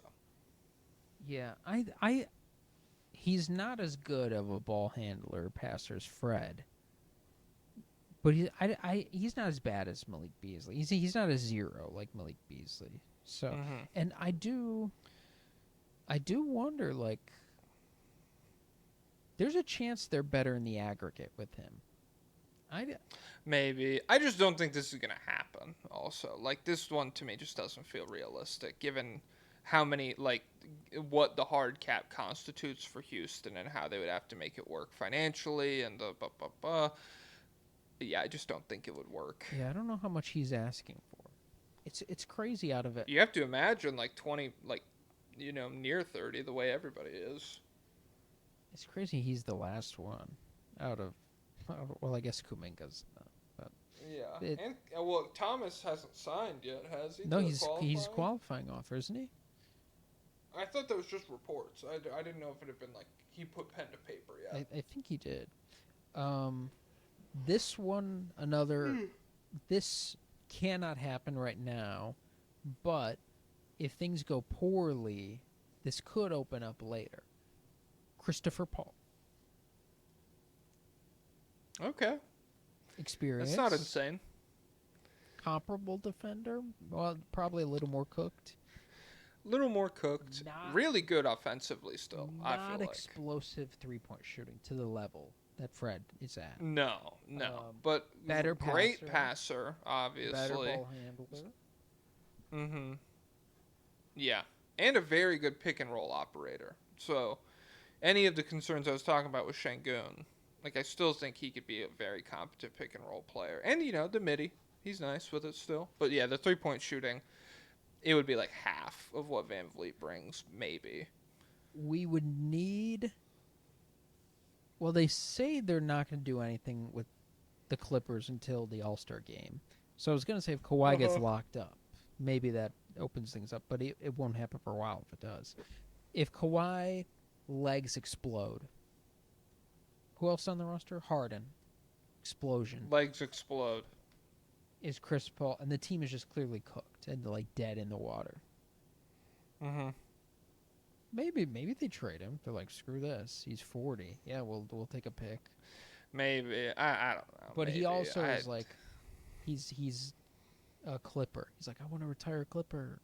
So. I think it like, I think if you go that far, everybody on the team is dead. Maybe you push Steve Ballmer into like nostalgia mode, being like, we got his Celtics.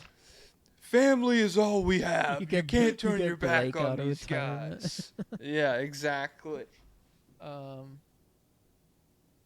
McCollum. Very expensive. Probably too expensive. Probably not worth it. He'd be fine though. But like same shooter. Yeah. I would say better shooter, honestly. Yeah. Better shooter, similar ball handler, worse passer, awful defender, like unplayable defensively at times. I just think, to me, like, too expensive for it to be worth it at this point. Like, there's different. If you wanted someone who makes this much money, there's probably different avenues, and if you want someone who's cheaper, there's different avenues. Sexton. Similar shooter. Intense defender. Not a good defender, but maybe in the right. Scary, he yells. Not maybe in the right context. He locks in more and can just execute the scheme. Not too much going on as a passer. Okay, ball handler, I think probably.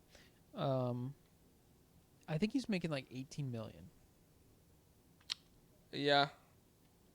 This could be fine. Could it happen? This feels more possible to me than Quentin Grimes. Quentin Grimes is so good. I want. He's I pretty imagine good. It's he's, 30 games. He's so much better than Colin Sexton. Even when he was a role player, he's probably not called Sexton. Okay, all right. Who's next? Who's next? This was a name they mentioned. Bill and Zach Lowe brought this up. Scottie Pippen Jr. Exploded in the playoffs last year. He averaged like 20 for that whole series against the best defense ever.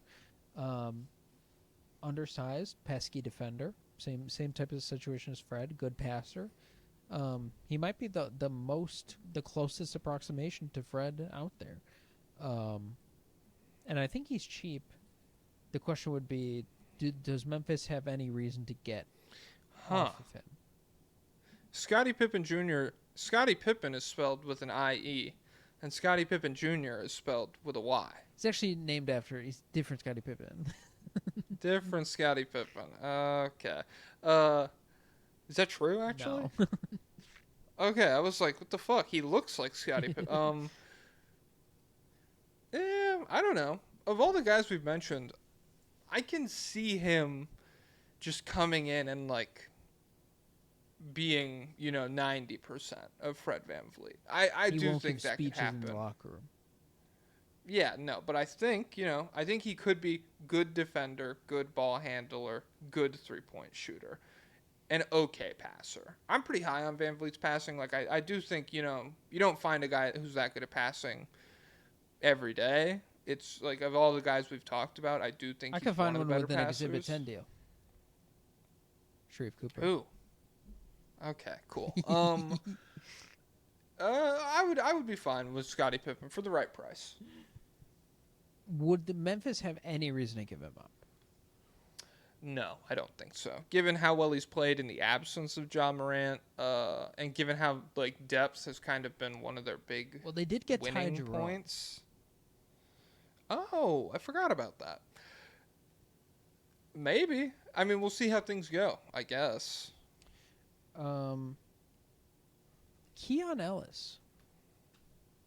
Hey, if Sacramento just doesn't, if they're stupid, because they also didn't extend him, right? He was extension eligible, and he's making like $2 million a year. So let me see. Keon Ellis extension. Yeah, I think he's gonna be. They picked up his team option, and he'll be an unrestricted free agent next offseason. This is where you throw that 2032 draft pick at. This would be motion. So this is the best guy we've talked about. So this is so a far. level up as a defender. This is a guy who has not shown that he could shoot at the volume Fred is. He's not the creator. He's closer to Malik Beasley offensively. But I mean, I feel like he can kind of dribble. But regardless, this is a guy, he's so good defensively that, I'd be cool. I would be cool just, asking a lot of him on offense and, seeing how it goes. Because I do think you get that good defensively. And I think he's, a reliable. Could he, the bar Fred was at last year is 34.5% on 8 attempts a game. Could Keon Ellis be 36% on 6 attempts? well, if in the playoffs it was Fred leveled up and their offense was still dead in the water. So obviously, well, that's not fucking. I mean, they got I'm Kevin not, Durant, okay. so the burden is lesser. But he's got to be a guy who, against a playoff defense, can do something off the dribble and get hot from three. I just don't see that. I think all his, I would imagine 100% of Keon Ellis's threes are catch and shoot. I don't know how many pull ups he's ever taken. I'll pull it up. Pull up his pull up. Let me see. You got to talk while I do it. Well, the last name would be Jordan Poole. Jordan Poole. Okay. Explosive shooting potential. Probably as good, maybe better, of a playmaker. Better. VanVleet. Veteran. He's been on a championship team. He's not good defensively. But maybe he locks. Oh, look at that. Keon Ellis, 40% on pull-up three-point attempts. What's the volume? 0.7 per game. Per game? Really? Yeah. So nearly one a game, 40%. one every 2 games. I wonder who's taking more, him or Sabonis. Okay, so Poole, I am high on offense. I think we're like a clear step up just as an offensive player. Uh, I think he's a very good pick and roll operator. I think he's a really good off ball player. I think he's a better shooter straight up than Fred VanVleet, and a better shot creator. Nightmarish defensively. Very expensive Just too. yes, very like. But I mean, yeah. When I look at him and C.J. McCollum, I do feel like I'm getting a better player with Poole if I'm going the expensive option. But yeah, I don't. Is he a positive asset? Like, would the Wizards, would they be interested in just getting off the money? Do you think, or they like him? Well, he's enough not to even on the where- Wizards anymore. He's on the Pelicans. Oh, duh. Yeah, the Pelicans. They are. See, yeah, because they moved for him. So I don't think they're. You Wait, could what argue was the CJ trade maybe again? getting off the money. I think it was CJ McCollum for Jordan Poole 1-for-1. And so the Wizards are interested in getting off that money, and the Pelicans are interested in Poole as a player. That is crazy. Do you think we throw in everything? We throw in Reed Shepard. We throw in VanVleet to make the money work. We throw in both of the 27 top 5 possible picks. We throw in, maybe like the 20, whatever pick 2032. that could be good. Hey, put it in there. Who gives a fuck? And if you listen to the Bill Simmons pod, maybe you heard this. I saw a quote about it.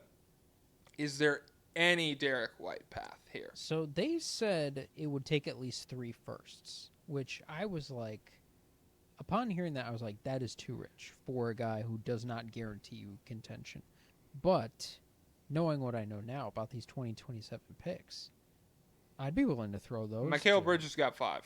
Yeah, and these are 2 fake picks.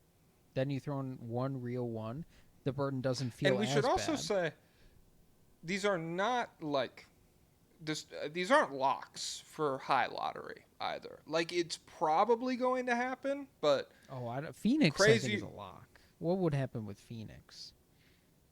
if they're just like okay, like if Dylan Brooks is still, if they still have role players and If Devin Kaman is Booker, deep boy. I'm saying if Kaman's good, if Ryan Dunn is good, if Iguodaro is good, if Devin Booker is 30 years old and still playing at a really high level, will they be like a play-in team? No, probably not. But I've seen crazier things than the 9/11. 12 seed getting fucked in the lottery or something. Like they might not get a good pick. Yeah, those 3 that you described and Reed Shepard for Derek White, I'm doing it. The problem would be, why would the Celtics do this? Because I don't know. It's if for draft shit. They love to fucking stock up draft stuff. you got to think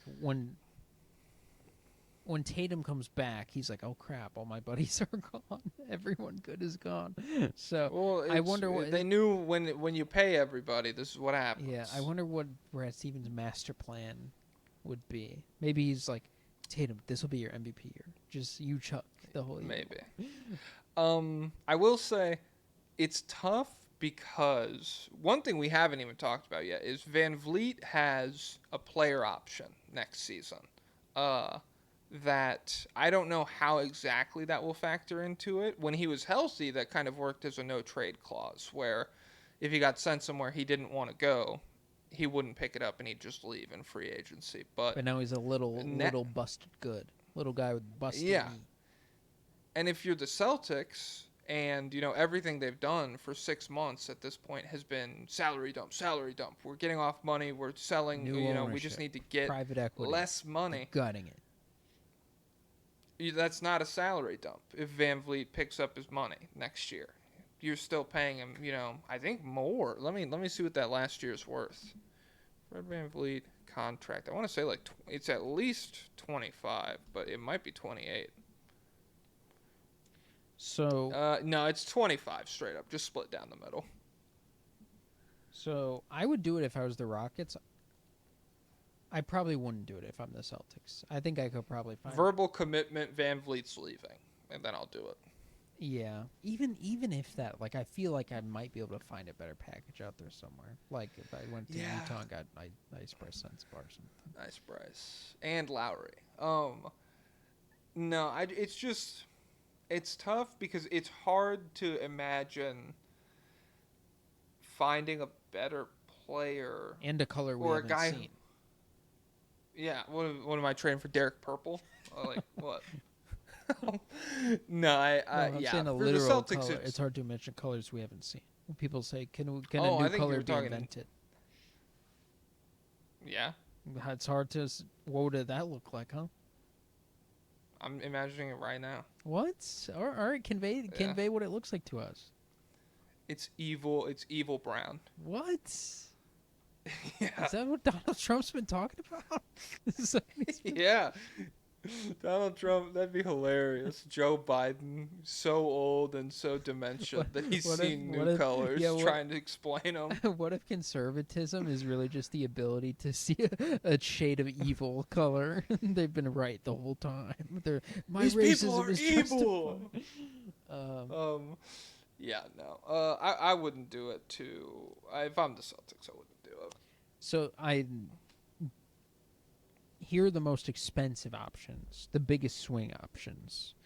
Okay. They also brought up Trae Young. What's your first reaction to hearing that? I think the infrastructure defensively is made worse by trading him to the extent that it probably fucks everything up. So Are you getting it done with Reed, Shepard, and picks? Is that, I mean, like, what's the package? well, so their rationale was you offer him. I think he said like. Did he say? I feel like he said 4-year 80, but that can't be right. That's too little. He said Trae Young? he said something. Yeah, it's definitely not that. He said like you offer him a contract, not a max contract. But you offer him a big contract. If he says no, then you trade him. So that would be why the Hawks do it, because you don't want to super max trade or whatever. Okay. But for the Rockets, he compromises the defense. I think he monopolizes the offense too much.